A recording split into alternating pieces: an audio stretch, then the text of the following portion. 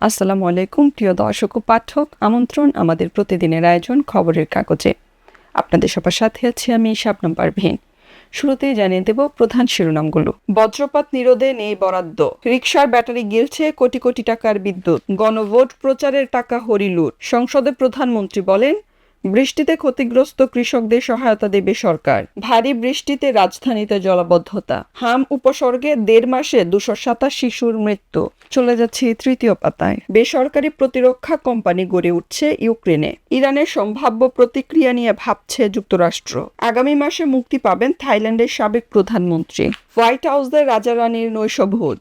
চলে যাচ্ছে অর্থনীতি নিয়ে সাজানো অর্থকড়ি পাতায়। শিল্প খাত কঠিন পরিস্থিতির মধ্য দিয়ে যাচ্ছে। চলে যাচ্ছে বিনোদন জগৎ নিয়ে সাজানো রং পাতায়। মিনারে দিল্লির সম্মাননা পাচ্ছেন রুনা লায়লা। মুক্তি পাচ্ছে বুবলির কলকাতার সিনেমা। আবারও উপস্থাপনায় রাশমিকা। 2 বছর পর ঢাকার মঞ্চে রবীন্দ্রনাথের দ্বিতীয় বিজয়া। মার্কিন জনপ্রিয় পপ গায়িকা আরিয়ানা গ্রান্ডে নতুন অ্যালবামের ঘোষণা। ঈদের নাটকে মৌ। চলে যাচ্ছে ক্রীড়াঙ্গন নিয়ে সাজানো খেলার ভুবন পাতায়। টি-20 বিশ্বকাপ না খেলা ছিল সরকারের ভুল সিদ্ধান্ত, বললেন সাকিব। ভবিষ্যৎ তারকার খুঁজে মহাপরিকল্পনা। স্বপ্নময় যাত্রায় রানার্স আপ বাংলাদেশ।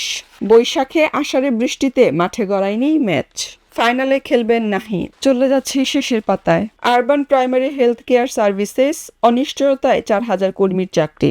দেশের অর্থনীতি তলানিতে, সমীক্ষায় হাড্ডাহাড্ডি লড়াই। মসনদ কি বিজেপির নাকি ফিরবেন মমতাই? ইরানের প্রস্তাব প্রত্যাখ্যান, অবরোধ চলবে বললেন ট্রাম্প। এসি বাসের ভাড়া নির্ধারণে তোড়জোড়। 5 জেলায় বন্যার পূর্বাভাস। প্রিয় দর্শক ও পাঠক, এই ছিল আমাদের আজকের আয়োজনে। পরবর্তী আয়োজন দেখার আমন্ত্রণ জানিয়ে এখানে বিদায় নিচ্ছি। খবরের কাগজ, নিখাত, নির্ভীক, নিরপেক্ষ।